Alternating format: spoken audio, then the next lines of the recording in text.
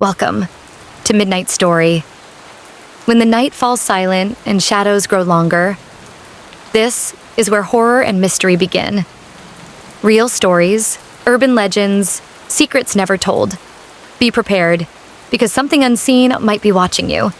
Don't forget to like, share, comment, and of course subscribe, so you never miss the next terrifying tale. Because here, every midnight has a story. It all began with an invitation. A group of 5 friends, Emma, Jake, Lily, Ben, and Sarah, decided to escape the chaos of the city by embarking on a camping trip deep in the wilderness of Blackwood Forest. The forest was vast and largely unexplored, known among locals for its eerie legends and mysterious disappearances. Jake, the group's self-proclaimed adventurer, had heard about a secluded clearing near a pristine lake. "It'll be amazing," he said enthusiastically. "No distractions, just us and nature." Despite Emma's initial reservations, the promise of a serene getaway was too tempting to resist. As they packed their gear and piled into Ben's rusty van, the excitement was palpable.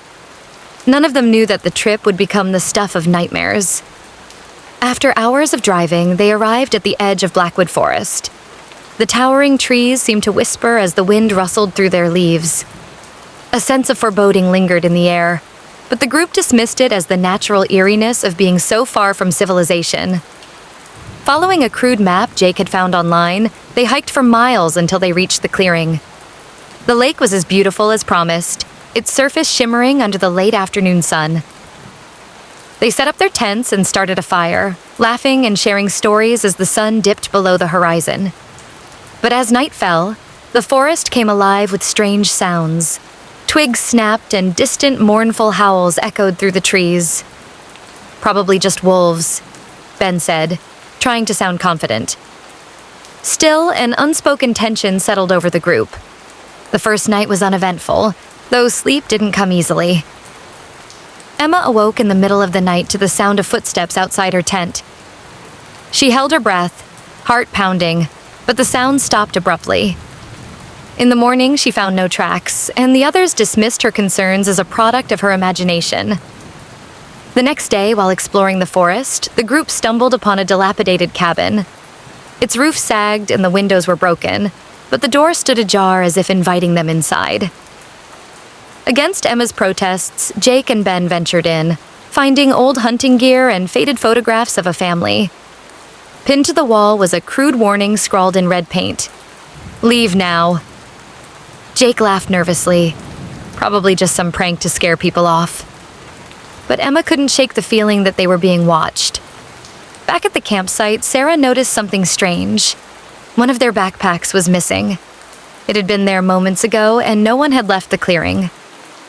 They searched the area but found no sign of the missing bag. That night, the forest grew eerily silent.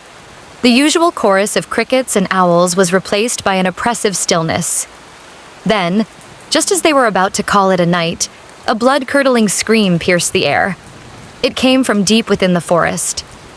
The next morning, they encountered a disheveled man wandering the forest. His clothes were torn and his eyes were wild with fear. "You shouldn't be here," he muttered. "The forest? It takes people." Before they could ask him more, he ran off, disappearing into the trees. Tensions were high as the group tried to decide whether to leave. Jake insisted they stay, arguing that they were overreacting. But that night, Lily went missing. Her tent was empty and there were no signs of a struggle. The group searched frantically, their shouts echoing into the void. While searching for Lily, they found another abandoned campsite. Among the scattered belongings was a journal detailing the experiences of another group of campers. The entries described strange occurrences, items disappearing, whispers in the night, and eventually members of the group vanishing one by one. The final entry read, "Don't look for them. They're gone."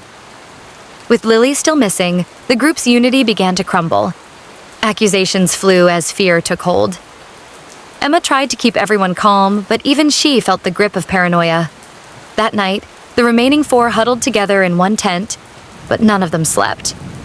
The next morning, they discovered strange symbols carved into the trees surrounding their campsite. The symbols were intricate and seemed to form a pattern, but none of them could decipher their meaning. Jake suggested it was some kind of prank, but the unease was palpable. Determined to find answers, Jake decided to follow the symbols deeper into the forest, hoping they would lead to Lily. Despite their fear, the others reluctantly agreed. They packed their gear and set off, marking their trail as they went. The symbols led them to a hidden cave entrance. Inside, the air was damp and heavy with the smell of decay. They found remnants of old rituals, bones, candles, and more symbols etched into the stone walls. In the far corner, they found Lily's bracelet. As they explored the cave, shadows danced on the walls, though their flashlights remained still. The shadows grew darker and more distinct, taking on human-like forms. The group fled, barely escaping as the shadows closed in. That night, Sarah insisted on keeping watch while the others slept. When morning came, she was gone. In her place was a single word carved into the ground: run. Now only 3 remained. They decided to abandon the trip and make their way back to the van. But the forest seemed to shift around them, turning familiar paths into mazes. The whispers grew louder, and the feeling of being watched became unbearable. Ben was the next to vanish. One moment, he was behind them. The next, he was gone. Emma and Jake found his flashlight lying on the ground, its beam flickering weakly. Emma and Jake stumbled upon another clearing, where they found a circle of stones surrounding a strange altar. On the altar was a book bound in aged leather. The text described an ancient entity that demanded sacrifices to maintain its power. As they read, the forest darkened unnaturally. The air grew cold and the entity revealed itself. A towering figure cloaked in shadows, its presence overwhelming. It whispered promises of freedom in exchange for one last sacrifice. Jake, desperate to survive, tried to offer Emma as the final sacrifice. A struggle ensued, and Emma managed to escape, leaving Jake to face the entity alone. His screams echoed as Emma ran blindly through the forest. By some miracle, Emma found the road and flagged down a passing car. As she was driven away, she looked back to see the forest looming ominously, as if it were alive. Though she had escaped, she knew she would never truly be free from the horrors of Blackwood Forest. Emma later shared her story, warning others to stay away. But as the years passed, more campers ventured into Blackwood, drawn by its dark allure. The forest remained, waiting for its next victims.